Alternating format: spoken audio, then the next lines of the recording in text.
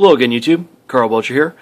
Today I'm taking a look at a little Gerber gift pack I found at my local Walmart. This gift pack was $20 and included the Gerber Void knife and the Gerber Curve mini tool. So we'll take a look at the Gerber Void here real quick. First of all, it comes in this pretty nice little gift tin, and this is the Gerber Void. Weighs just under 3 ounces at 2.6 ounces. It has a 3-inch blade. Of course, it's Gerber's mystery steel. I assume in this case it's probably 7CR13 MOV like most of their blades. However, at this price point it may be a lesser steel like I've seen in some of the Kershaws in the holiday gift packs. But at any rate, it came out of the package extremely sharp, and it does open up extremely easily if you can get a grip on the thumb stud, which is a little tricky. It's this odd little rectangular shaped piece that's a little low profile and kind of odd to get a hold of, but it does open up real well. It does have a real solid lockup. It's a liner lock, although the liner seems a little thin to me. It does seem to do a pretty decent job. These are aluminum handles, and they're anodized in this nice kind of bluish gunmetal color. It has grip tape back here on the back that increases grip a little bit, but it's kind of placed awkwardly to where it doesn't seem to help too much.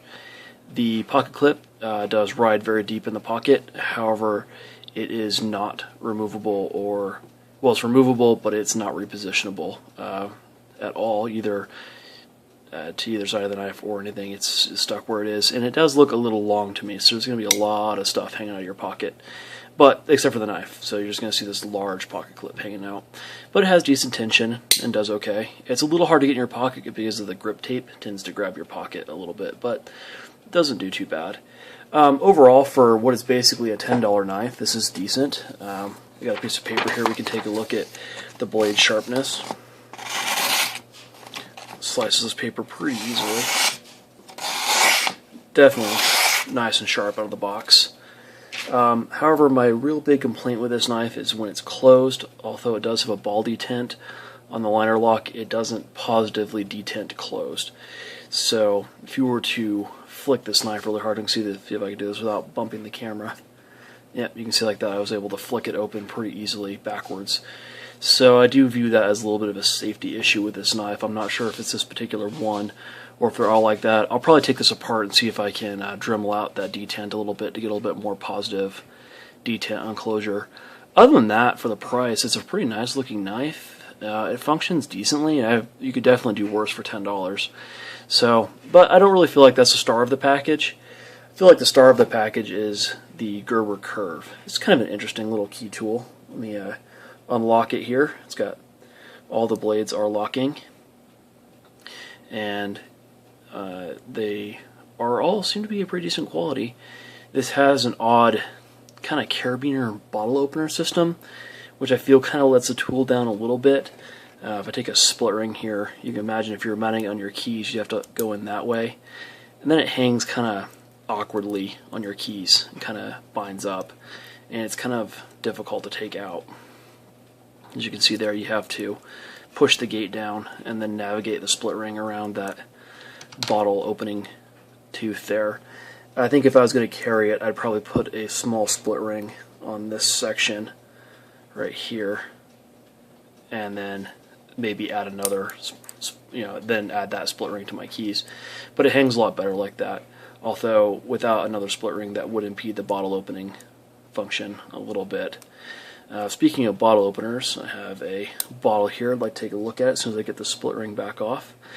Now, this is a screw top, but it does seem to demonstrate the bottle openers alright, and that's kind of all I have the option of opening right now. So, let's see how this works real quick. See if I cannot make a huge mess. We're going to have to go in for another grab, it looks like.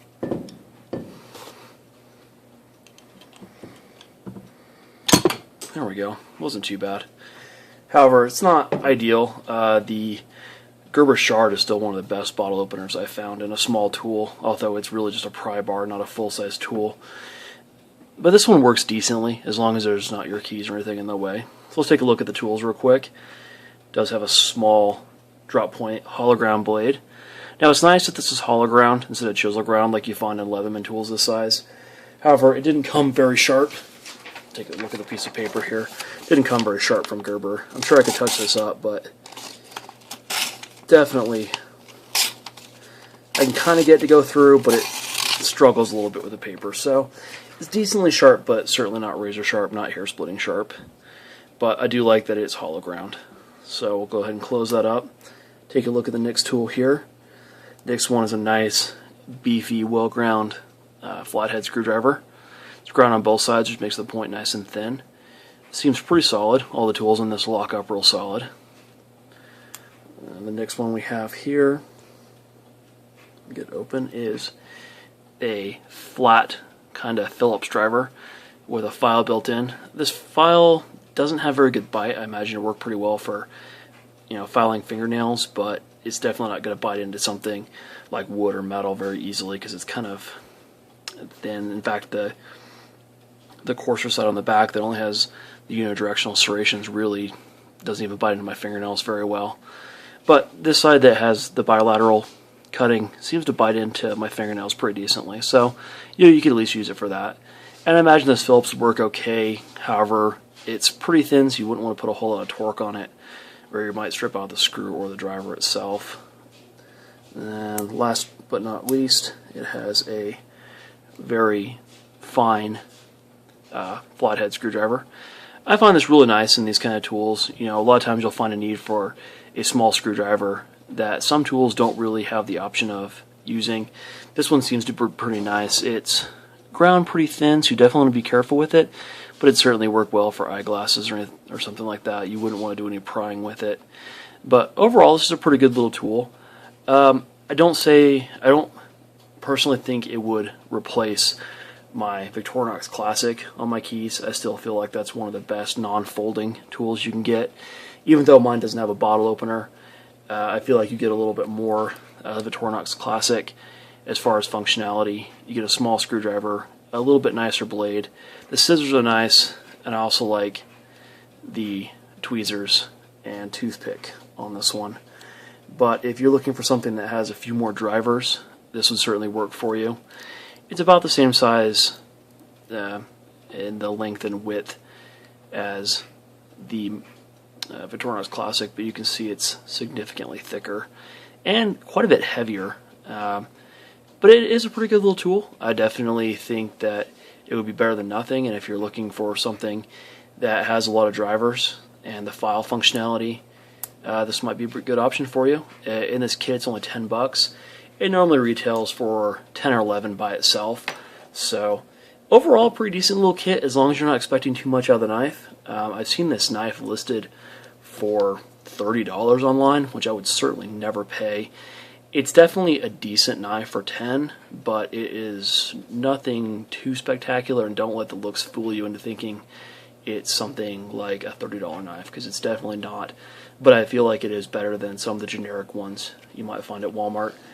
And it does open up pretty well. In fact, I had to tighten my pivot screw a little bit to keep it closed as well as it closes as it is.